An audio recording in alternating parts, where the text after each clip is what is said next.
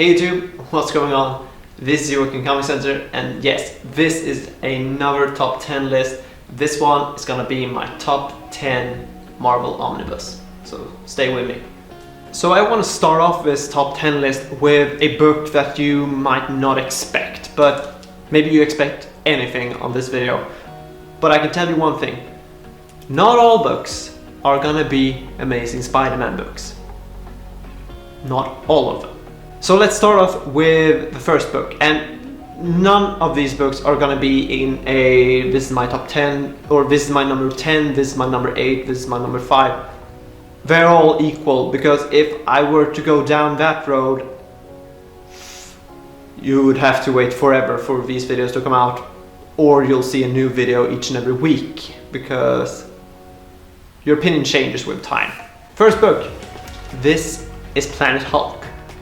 It's not a thick omnibus, not in my opinion anyways, and it is the only Hulk book that, or what am I saying, it's the only Hulk omnibus that is still standing in my bookshelf. I used to have the World War Hulk, and try to say that 3 times quick. I used to have the World War Hulk omnibus in my collection, but the tie-ins in that one were horrendous, and I think the actual World War Hulk issues, you can see how I really struggle to say that, were only 4 issues that actually kept that story. And Planet Hulk, just I adored the artwork, because in the World War Hulk omnibus there was modern John Romita Jr. artwork, and I'm not too fond of that. That's why I sold Kick-Ass. So why this omnibus? Why do I have this in my top 10? Well, first of all, I did not see the story first in the comic book format. First time I came across it was with the Marvel animated movies. And it was a fair adaptation of it. Some characters switch around, but still pretty solid. This is just a very quick read. It's written by Greg Pak, and the artist, I'm unsure of the name, but I love the artwork within this one. Damn good action, great dialogue, not making the Hulk an idiot as one would maybe stereotypically presume. But yeah, this is just one of my favorite Hulk stories. That's why it's in the top 10. Now this next book is also maybe something that you didn't expect, but I love this run, and that is the Ed Brubaker Captain America run. This is of course volume 1 of the series, but if I would bring up all of the books, then the top 10 list would be filled. So this is the beginning of something great. This is just building up to the Civil War, where I feel that it kind of disturbs the story arc that he was building, but he worked so good through it, I would say. And yeah, I think now with the Winter Soldier and Falcon series out there, you could really enjoy this read, because it feels like we're gonna take some stuff out of this one, and of course they already did that within the Winter Soldier movie itself, so you can find some references in there from here maybe, and definitely a few of the lines that they took in that movie. I had never read any Captain America before in my life before picking up these omnibus, and yeah, I was hooked. But also, I promised myself never to pick up another Captain America omnibus series, because I just wanted to keep that picture of Steve and Bucky as they are portrayed with Ed Brubaker's vision. And yeah, I am very, very pleased with this book to have it in my collection. Okay, so now with the third book, maybe it's time to show you a Spider-Man book, so that you don't think I'm crazy after having this huge reading marathon of Spider-Man and then not show you a single Spider-Man book. So here's one of them. That is J. Michael Straczynski's Amazing Spider-Man run. This is volume 1, because I feel that this collects no wrongs, or maybe one, because we've since passed having made that readathon all the way back to the 1960s with Stan Lee and Steve Ditko and John Romita building up Gwen Stacy. I see her in the new light and now really understands what people saw when Sins Past actually came out. Still, I'm a forgiving person and can see through that, but now I can see from your perspective more on that story. But with Sins Past aside, let's talk about all of the other 10 out of 10 hitters within this omnibus, because I love it so much. And the introduction of Morlun, which of course builds up to an even greater villain within the Dan Slott era. And then there is Ezekiel, of course, and the Book of Ezekiel within this one, bringing out the question, did the spider try to bite you before it died of radiation poisoning, or did it give you the powers by being radioactive? I can't believe that I don't remember the words by word on that, but yeah, it's basically which came first, the chicken or the egg, when it comes to Spider-Man's powers itself. And I just really like the thought of it. And these issues collected within this omnibus is also one of the very first Spider-Man issues that I came across in my younger days, before I even picked up comic books myself. This is also the run that I think portrays Peter's and Mary Jane's marriage the best in the modern era. Not only because of the villains and the story arcs and everything, I just feel that this is my Peter Parker in some way, and then later on Dan Slott takes care of that picture for Peter Parker for me, and yeah, I just love this omnibus, and that's why it's in the top 10. Next up, we have another non-Spider-Man title, just to keep you guessing, and this one, it's not really a Marvel title either, until Disney bought the license, that is. So my next book is Darth Vader Omnibus by Gillen. And yeah, I didn't really see this coming either, because it was pretty much between this one and Runaways by Brian K. Vaughan, I think. So yeah. But an honorable mention, none the least. This is Darth Vader within his best era, in between episode 4 and 5. He's still this menacing character, and we also have introduction for Dr. Aphra within this one, and 000 and BT-1, and those crazy murder droids within this series. And then there's of course the Vader Down story arc. I just really like this book, and it portrays Darth Vader within, as I said, his greatest era, I think, when it was the most powerful. But of course they give us some action on and him being the underdog again, but yeah, still like him. Him playing behind the Emperor's back and everything, trying to make his own sources and everything, trying to build behind the behind the Empire. Almost said vampire. But yeah, I really like this version of Darth Vader, and looking forward to reread the Charles Soule run whenever they release an omnibus. And the next book, SpiderMan. And this one is not Amazing Spider-Man, it's Ultimate Spider-Man. Brian Michael Bendis steps forward once again in one of my videos, and yeah, because the dude has pretty much written half of the Marvel universe, it feels like, at least in the modern era, just as Jeff Johns has written half of the DC modern era. And yeah, I'm just a basic bitch when it comes to those two writers, I guess, and pretty much like everything that they wrote. So yeah, Ultimate Spider-Man, the modern take on Spider-Man starting off by the beginning of the millennium. And I just feel that, just like always, the dialogue is so fluent, getting through the issues, and I love the takes on the villains within this one. We get a new original take on the Green Goblin, Kraven, which is, I guess, really original in some matters of form. Dr. Octopus, Electro, Venom steps into the picture in a whole nother way than he did in the Amazing Spider-Man run. And there is a reprint coming of the Ultimate Spider-Man Omnibus Volume 1.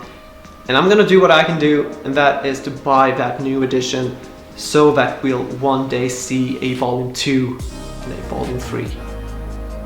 Is it gonna take 4 volumes? If it does, I'll see to that we get that too. But yeah, by of course supporting the industry, that's all I can do. But I really would like to upgrade these into Omnibus, all of the deluxe editions and so forth, because this is a great take on Spider-Man. And yeah, as I said, I'm a basic so here's another Brian Michael Bendis book. I give you Alias, which is one of Marvel Max series, so this is mature, I guess, because we have sex in it, drugs in it, and alcohol, yeah, all of that stuff.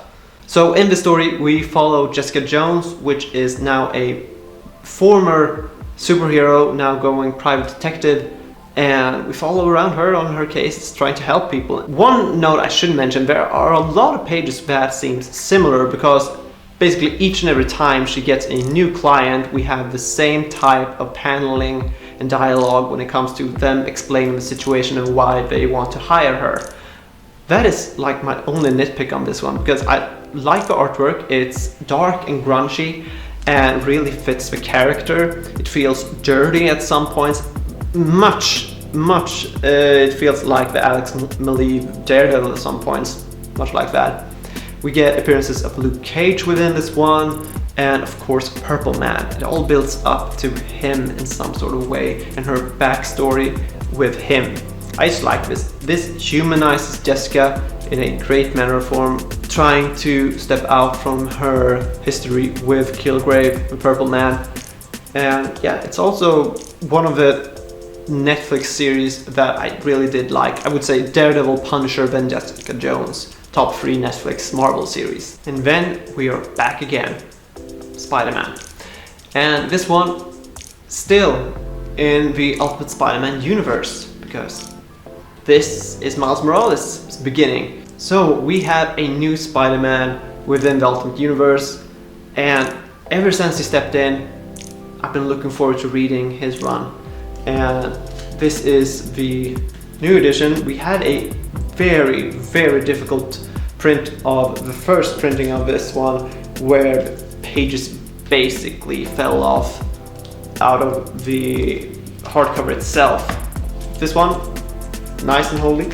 And yeah, it collects the first 40 issues or so with Miles within the title. Of course, some of you may only know Miles from the Edge of Spider-Verse movie, but I can tell you he has just as great adventures within the comic book itself. I just love how they built up his own universe, already being established by Peter Parker, who came before him, with villains that we still can grab from the 616 universe, but give them their own take within this one. Like the Prowler, and I think the Scorpion shows up in another getup within this one. And then of course Green Goblin shows up once again, and some other characters that I'll hush about. But yeah, I really like this 21st century Spider-Man. And while we're still here in the Ultimate Universe, might as well show you this book, which is the Ultimates Omnibus. The Ultimates Omnibus is for me like going to the movies and watch a really, really long Avengers film. Much of the things that I do like, I read within 1 or 2 days, and this is pretty much it. Because the issues that it collects is the Ultimates, issue number 1 to 13, and then Ultimates 2, issue number 1 to 13. So we have 2 great length movies of Avengers basically within this one. And I like the takes that they do on this. Hulk is grey again, Tony has a different reason for doing what he's doing with Iron Man, and their Captain America version is more accurate to how a man from the 1930s, I guess, would be in the modern 21st century, and therefore is very before his time, actually, being an activist and everything, I would say. And yeah, just the whole team, unique for itself. And then there's of course Hank Pym, which does some very questionable things, I would say, in this run. But then I also researched that it is taken from the 616 universe, so I guess some destinies you can't escape from. But when it comes to the reading experience of this, as I said, it's great. It's like going to a Avengers movie and just reading it all through. This is Mark Millar and Brian Hitch on this title, and I will also say that this is Brian Hitch's best comic books ever that he has drawn, because I never felt for whenever he did the Justice League, it just felt that he was done way before he even tried. Not to talk down on him, as I said, I think this is one of his greatest work out there, and that's why it's also in the top 10. For this next book, I would like to say spoiler warning, because this is yet another Spider-Man book that is in the Ultimate Universe, and if you do not know the reason why we have Miles Morales instead of Peter Parker right now, look away and come back later. And for you that really know, you know what I'm going to show you. So here it comes. The Death of Ultimate Spider-Man. And as you know, this is not one of the thickest omnibus out there, but it collects the end of Peter Parker within the Ultimate Universe. And whenever I did a reading marathon of the Ultimate Spider-Man, reading from issue number 1 all the way up to this point worked so much better than just reading it on its own. And I mean, that is the best point about doing these reading marathons, to really get into the characters and then actually get an emotional response whenever something like this happens. And they did it really, really well within the Ultimate Spider-Man. And yeah, I'm a softie. I think most people know that now, me telling everyone how I cry about each and every book that I read. Not really, but yeah, in this one, I do. And yeah, that is one of the reasons why this is on my top 10 Marvel Omnibus. Now, before I show you this last book, I would just like to remind you all to hit the like button and subscribe to the channel to see more videos like this one and see more reading positive videos that I'm trying to make on this channel. And without further ado now, let's see the 10th book on my top 10 Marvel list.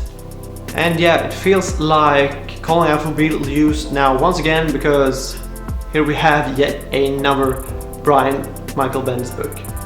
And this one is his Daredevil run.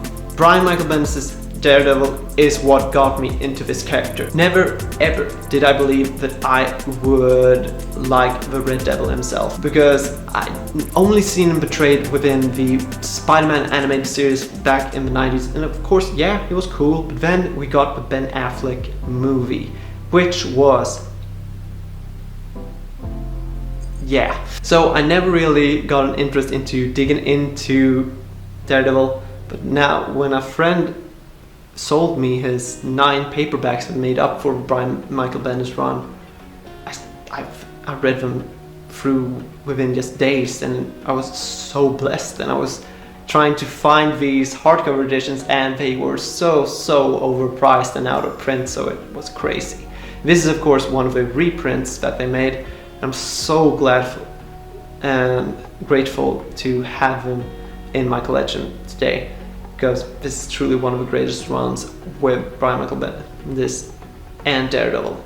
So that was it. That was my top 10 Marvel Omnibus list. And don't forget to like and subscribe on this video. And of course you can follow me on Goodreads to keep up with me on whatever books I'm reading currently. And you can follow me on Instagram to be updated on whichever new books that I would get in. As we have retired the haul videos now on this channel, you would probably get the most of it if you follow me there. But we're still gonna have great content and reading positive content on this channel. So thanks so much for joining me, and yeah, I hope to see you in another video. Bye bye.